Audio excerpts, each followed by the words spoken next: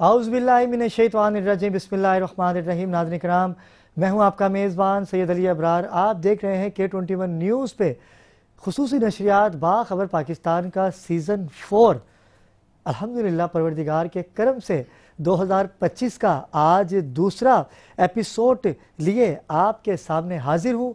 और आज का जो टॉपिक है बड़ा अहम टॉपिक है। नाज़रीन किराम, जब से टिकटॉक आम हुआ है, जब से बेहयाई भी आम हो गई। फ़ख्र करते हैं वो वालिदैन, वो भाई अपनी बहन बेटियों को दिखा के जो फेम ले रहे हैं। यकीन कीजिए कि मैं ऐसे ऐसे लोगों को जानता हूँ कि जो कल तक पर्दे की बात करते थे, नमाज की बात करते थे, दीन इस्लाम की बात करते थे, लेकिन आज उनकी साहबजादियाँ शादियों में ऐसे नाजेबा डांस कर रही होती हैं, ऐसी नाजेबा वीडियो बना रही होती हैं कि जिनको बताने से भी इंसान गुनाह में शामिल हो जाएगा। आज हमने बात करनी है ख़वातीन के हकूक़ पे। ख़वातीन माशरे में इनका किरदार क्या है। औरत को तलाक होती है तो रिश्ता मिलना बहुत मुश्किल हो जाता है।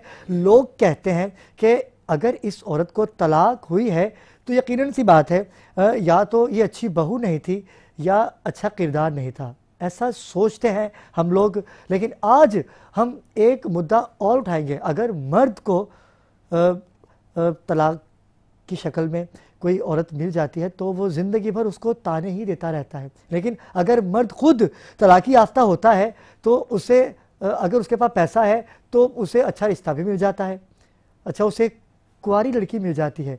लेकिन यहाँ अगर हम बात करें ख़वातीन के मामले पे, तो ख़वातीन को अगर तलाक हो जाती है तो वो मुआशरे में एक बदनाम औरत की हैसियत से जानी जाती हैं, जो कि गलत है।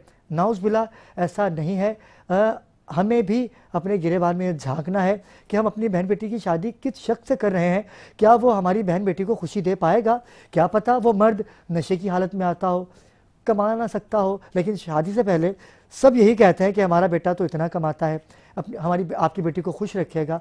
आज हम बात करेंगे ख़वातीन के हकूक़ की और मर्दों के हकूक़ की। हमारे दरमियान बड़ी मशहूर शख्सियत हैं, सियासी जमात से इनका ताल्लुक़ रहा है और फराज फ़खरी इनका नाम है। अस्सलाम वालेकुम फराज भाई।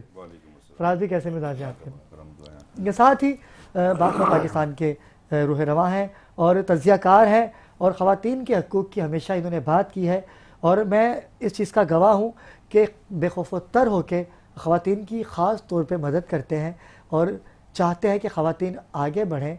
तालीमी याफ्ता ख़ातून होगी तो वो जब अपने घर जाएगी शादी होके तो अच्छा किरदार अदा कर सकेगी, यही इनका मकसद है। अस्सलाम वालेकुम सैयद असलम परवेज़ भाई, कैसे हैं? जी इब्रार भाई, कैसे हैं? खैरियत से? नींद में है आप अभी तक? नहीं, नींद में नहीं हूँ, फ्रेश हो गया हूँ अल्हम्दुलिल्लाह, करम अल्लाह का शुक्र है। रात से लेकर सुबह तक आप मुशायरे में रहे? हाँ, वो बहुत बड़ा प्रोग्राम था माशाल्लाह, वो आपकी नॉलेज में है। कल हमने उसके हवाले से भी कल प्रोग्राम किया था सफ़नान शायर कायद मुशायरा का, और माशाल्लाह कल वो कराची की रौनक था वो प्रोग्राम माशाल्लाह। और मैंने कहा था ना कि एक खूबसूरत माहौल ने जन्म लिया हुआ था कल रात, और ये कल यानी कि सब फजर से कुछ पहले जो अज़ान से पहले प्रोग्राम, अल्लाह पाक ने कामयाबी से कामयाबी से प्रोग्राम को पाए तकमील तक पहुंचाया। अगले साल का हम इंतजार करेंगे इंशाल्लाह। वो लोग इंतजार करेंगे जो उर्दू अदब से खासा ताल्लुक रखते हैं। इनके साथ ही नाज़रीन किराम नुमाइंदा बाखबर पाकिस्तान, सीनियर सहाफ़ी हैं, जर्नलिस्ट हैं और तज़कियाकार भी हैं और हमेशा हक़ की बात की है। राव अयूब उस्मान भाई, अस्सलाम वालेकुम अयूब भाई। वालेकुम अस्सलाम अली भाई, आप कैसे हैं? ठीक है। आज भी आपकी जानिब आता हूँ। बड़ा अहम टॉपिक है, मैं तीनों को इस गुफ्तगू में शामिल करूँगा, आप इंटरप्ट कर सकते हैं क्योंकि टॉपिक बड़ा नाजुक है। बहन बेटियाँ सबकी शादी हुआ करती हैं और अल्लाह पाक ने तो ये कह दिया कि जिस इंसान की बेटियाँ ज़्यादा होती हैं, अगर वो गरीब होता है तो यकीन कीजिए कि जब उसकी बेटी की शादी होती है तो परवरदिगार उसमें ख़ुद शामिल होते हैं, उसकी मदद होती है। लेकिन वो बड़ी मुश्किलों से जिद्दोजहद करके अपनी बेटी को ब्याह देता है।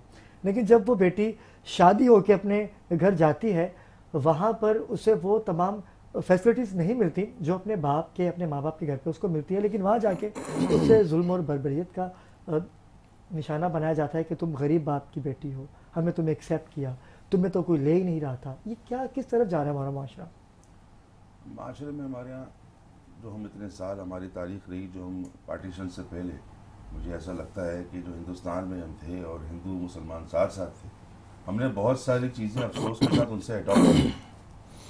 سب سے پہلے جو ہے والدین کے لیے وہ تکلیف کا لمحہ آتا ہے جب جہیز کے نام کے اوپر بچیوں کے سودے ہو رہے ہوتے ہیں اور کئی عورتوں کی جو ہے وہ عمریں بیت جاتی ہیں, عمریں گزر جاتی ہیں اس لعنت کی وجہ سے. سب سے پہلا مرحلہ جو ہے وہ اس بیچاری کی زندگی کا ہوتا ہے. پھر وہ اپنا سب کچھ چھوڑ کے, اپنے والدین چھوڑ کے جب اپنے شوہر کے گھر کے اندر جاتی ہے تو وہاں جا کے اس کی جو ایکسپیکٹیشنز بچپن سے بنی ہوئی ہوتی ہیں, کیونکہ وہ اپنے شوہر کے اندر اپنا باپ دیکھ رہی ہوتی ہے, اور جب وہ ایکسپیکٹیشنز ڈیمیج ہونا شروع ہوتی ہیں اس کے اندر تربیت کا بڑا ایک عمل دخل ہے. جیسے ابھی آپ نے ایک بڑے اہم موضوع پہ بات کی ٹک ٹاک کے اوپر نا, تو ہم اخلاقی طور پہ پستی کی جانب بہت تیزی کے ساتھ مائل ہو چکے ہیں, اور جس سوشل میڈیا کا ہم بہت پازیٹیو استعمال کر سکتے ہیں وہ ہم نہیں کر پا رہے. آپ کیسز دیکھ لیجیے, اب تک جتنے بھی طلاق کے آپ نے بات کی ایشوز آئے ہیں اس کے اندر یہ حقیقت ہے کہ خواتین کے لیے تو سوال نشان بن جاتا ہے اور ان کے اوپر بہت بڑا کویشچن مارک بن جاتا ہے, اور ان کا تو جینا محال ہو جاتا ہے. اگر کوئی عورت اپنے گھر میں رہتی ہے, ہاؤس وائف ہے, تو اس کے الگ مسائل پیدا ہو جاتے ہیں, اور بالخصوص اگر وہ عورت گھر سے باہر جاتی ہے روزگار کے لیے, معاش کے لیے, تو اس کو بہت سارے مراحل سے گزرنا ہوتا ہے. اس کے اندر میرا خیال ہے کہ ہم جیسے لوگ ذمہ دار ہوتے ہیں, مطلب مرد حضرات. ہم کہتے ضرور ہیں کہ بیٹیاں سانجھی ہوتی ہیں, بہنیں سانجھی ہوتی ہیں, لیکن ہر وہ عورت جو ہمارے ادارے کے اندر, ہماری آرگنائزیشنز کے اندر, ہمیں تو چاہیے کہ ہم ان کو اپنی بیٹیوں بہنوں کی طرح کنسیڈر کریں, لیکن ہم اس طرح کر نہیں پا رہے ہوتے. اس کا بڑا امپیکٹ اس کے نیچر میں آتا ہے عورت کی. آپ نے موضوع یہ رکھا, اور اتنا حساس موضوع میرے ذہن میں نہیں تھا کہ آج آپ رکھ دیں گے. میں نے آغاز سوچا تھا میں گفتگو کہیں اور سے کروں گا, لیکن اب کر دیتا ہوں کہ آپ کو سال 9 کی بہت مبارکباد. آپ کو اسلم بھائی, آپ کو عثمان بھائی بہت شکریہ. 2024 کا سال پاکستان نے کچھ تکلیفوں میں گزارا, پریشانیوں میں گزارا. انشاءاللہ تعالیٰ آپ کے اس دوسرے پروگرام میں ہم یہ دعا کرتے ہیں کہ اللہ تعالیٰ آگے اس 2025 کو ہمارے لیے بہت اچھا فرمائے انشاءاللہ. اور جو یہ سیٹ میں آپ کا دیکھ رہا ہوں, گزشتہ میں 2024 میں جب آیا تھا, وہ ایک آتے کے ساتھ ہی نا اسٹوڈیو کے اندر ایک بڑا خوبصورت سا احساس ہوا کہ آپ نے واقعی میں 2024 کے بعد 25 میں داخل ہوا, تو آپ نے سرپرائز رکھا ہوا تھا. جی ہاں جی ہاں جی ہاں, ایک چینجنگ, بالکل بہت پازیٹیو چینج, بہت اچھا چینج. تو یہ بھی زندگی کی ضرورت ہوتی ہے. یہ آپ سب کی محبتوں سے ہی یہاں تک پہنچے ہیں, اور یقین کیجیے ناظرین کرام کہ آپ کی جو محبت ہوتی ہے, آپ کا جو فیڈ بیک مجھے آتا ہے, مجھے احساس تنہائی ہوتا ہی نہیں, کیونکہ وہ کہتے ہیں نا کہ اکیلا ہی چلا تھا جانب منزل. لوگ ملتے, میں لوگ نہیں کہوں گا, میرے بھائی مجھے ملتے رہے, اور کارواں اتنا خوبصورت بن چکا ہے میرا کہ میں آپ کو بتا نہیں سکتا. لوگ مجھ سے پوچھتے ہیں کہ راؤ ایوب اور اسلم بھائی کیوں بٹھاتے ہو ان کو, کہ پیسے لیتے ہو؟ تو میں آج بتانا چاہتا ہوں کہ یہ وہ لوگ ہیں کہ مخلص دوست ہر کسی کو نہیں ملتا. یہ میری مشکل کے ساتھی ہیں. میں آنیر اس لیے کہہ رہا ہوں کہ محبت, بھائی چارگی, پیسہ پائی تو دنیا میں رہ جائے گا, لیکن یکجا ہونا ہر کسی کے بس کی بات نہیں ہے. کیا کہیں گے فراز بھی, غلط تو نہیں کہا میں نے؟ بالکل آپ نے صحیح. یکجا ہونا بڑی بات ہوتی ہے, یکجا ہونا بہت ضروری بات ہے. ہم بچپن سے ایک مثال سنتے آئے ہیں کہ ایک لکڑی اکیلی ہو اور اگر اختیار کے اندر ہو تو اس کو توڑنا بڑا مشکل ہے, اور ایسے دوستوں اور ساتھیوں کی ضرورت تو انسان کو ہر عمر میں رہتی ہے اور قبر تک رہتی ہے. اور ایک نام اور ہے جس نام کو میں کبھی فراموش کر ہی نہیں سکتا. وہ نام ایسا ہے کہ اس نام نے مجھے پہچان دی. میری محبت کے دروازے ان کے لیے 24 گھنٹے کھلے رہتے ہیں, اور وہ نام ہے شاکر سیلانی بھائی کا. کیونکہ وہ اتنی محبت کی انہوں نے مجھے کھڑا کرنے میں, انہوں نے ہمیشہ مجھے چھوٹے بھائی کی طرح محبت کی. بہت لوگوں نے چاہا کہ میں اس شخصیت سے الگ ہو جاؤں, لیکن ایک چہرہ ایوب عثمان کا بھی ہے کہ ایوب بھائی میں آپ کی جانب آتا ہوں کہ ہم نے جب رمضان ٹرانسمیشن کی ایک نجی چینل پہ, سب نے چاہا کہ گرا دیں, لیکن وہ کہتے ہیں نا کہ بہت زمانے نے بہت کوششیں کر لی مجھے جھکانے کی, لیکن مجھے گرنے نہیں دیتا بھرم زہرا کے بچوں کا سلام اللہ علیہ کا. کیا کہیں گے؟ بالکل. دیکھیں ٹاپک سے تھوڑا سا ہٹ گئے, میں کہہ رہا ہوں کہ یہ سب ٹاپک کی ابتدا, ٹاپک وہی ہے, اخلاقیات, ہماری تہذیب, ہماری تربیت, ہم کون ہیں. تربیت ہے نا, بالکل بالکل. دوست کے ساتھ کھڑے ہو جانا, پیسے سے نہیں, سید علی محبت سے کھڑے ہو جانا. آپ کو یاد ہوگا کہ وہ رمضان ٹرانسمیشن میں آخری دن میں نے آپ کو کہا جی اب آپ ذرا پیچھے ہو جائیں, بالکل ایسا ہی ہم آئیں گے, کہ جو گھر سے تربیت ملتی تھی وہ ملتی تھی کہ بھائی دوست بھائی وہ آپ ہی ہوتے ہیں, آپ کی گیدرنگ آپ کے وہ ہی آپ کا آئینہ ہوتے ہیں. بے شک کسی نے آپ کو جانچنا ہے, پہچاننا ہے, کیسے پتہ لگے گا کہ یہ کس مینٹیلٹی کا بندہ ہے؟ تو آپ کے دوستوں سے, بھائیوں سے, فیملی سے ہی ملے گا نا. صحیح بات. تو یہ دھوکہ اور بیچ میں مفاد, اچھا دیکھیں دنیا میں دھوکہ, فراڈ, کچھ بھی اس کا اینڈ کیا ہے؟ مفاد. کوئی 2 روپے یا کوئی چیز, دنیاوی مفاد یہی ہے نا جس میں دھوکہ دیتے ہیں یا کچھ کرتے ہیں. بالکل ایسا ہی. تو بھائیوں سے کائے کا مفاد ہوتا ہے؟ صحیح بات. ان کو تو دیا جاتا, اور اوپر سے وہ چھوٹا بھائی اچھا لڑ جگڑ کے لے سکتے ہیں, محبت سے. صحیح بات. مطلب اس سے کائے کا پردہ. بالکل ایسا ہی ہے, بالکل ایسا ہی. مطلب ہاں یہاں سے بھائی ماننا ضروری ہے. بالکل ایسا ہی ہے. اگر ہم یہاں سے میلے ہیں تو یہ طلاق بھی ہوگی, تو سیپریشن بھی ہوگی, جدائی. میں آپ کو یہ بتاؤں کہ یہ تربیت کا اثر ہے. آپ کہہ رہے ہیں نا کہ عورت کے حقوق, عورت کہیں بیاہ دیا تو رشتے تو اچھا میں آپ کی بات کو انٹرپٹ کروں گا. ناظرین کو بتانا چاہوں گا کہ ایوب عثمان کی بیٹیاں زیادہ ہیں, اور 5 بیٹیاں ہیں, والدہ اور ان کی جو والدہ ہیں وہ بہت علیل ہیں, یعنی کہ ان کی جو بیگم ہے بہت زیادہ علیل ہے, لیکن ایوب عثمان کھڑے ہیں. بیٹیوں کے نصیب کا ملتا ہے, میری بہنوں کے نصیب کا ملتا ہے. رزق جانب اللہ ہے. خزانہ اللہ تعالیٰ نے جس چیز کا وعدہ کیا, اللہ نے کہا بھائی میں نے رزق تمہارا نہ کوئی چھین سکتا, نہ بڑھا سکتا, نہ گھٹا سکتا, میرے اختیار میں ہے. تمہاری اولاد کتنی بیٹیاں دوں, کتنے بیٹے دوں, اللہ کے اختیار میں. ہم اس پہ عورت کو قصوروار ٹھہرا رہے ہوتے ہیں. تربیت کا میں بتا رہا تھا, معاشرے کیا کہ طلاق آج ابھی آپ نے شروع کیا, تو یہ جو کوٹس ہمارے ہاں بنی ہوئی ہیں خلا کی, پچھلے 1.5 سال سے اس میں 4 گنا اضافہ ہوا ہے خلا کے کیسز میں. کراچی میں 5,500 کیسز 2023 تک. اللہ اکبر, اللہ اکبر. 5,500 کیسز جو بچیوں نے سیپریشن کے لیے داخل کیا. سیپریشن کا انہیں یہ پتہ ہی نہیں ہے کہ یہ شریعت سے اور اس سے فیشن بن گیا ہے. اب اس وقت 21,000 کیسز علی بھائی شخص کو چنتی ہے. 2024 دسمبر تک 21,000 سے زیادہ کیسز صرف کراچی میں جو لوئر کورٹ میں خلا کے لیے داخل کیے ہیں بچیوں نے. اب کیا وہ 21,000 سے زیادہ مرد خراب ہیں؟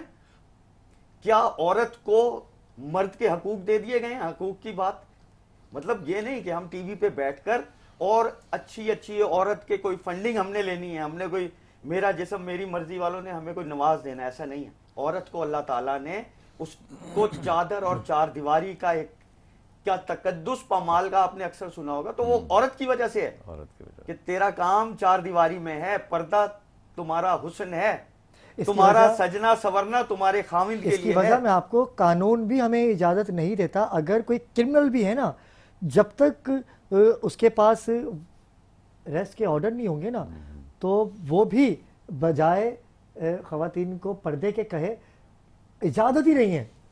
4 دیواری کی اگر آپ نے بات کی تو اصل وجہ عورت ہے. میں آپ کی جانب آتا ہوں کہ سیاست پہ تو آپ کی گہری نظر ہوتی ہے, کیونکہ ایک سیاسی جماعت سے آپ کا تعلق ہے, پی ٹی آئی سے آپ کا تعلق ہے, اور کیا ہونے والا ہے ہمیں کچھ پتہ نہیں. کچھ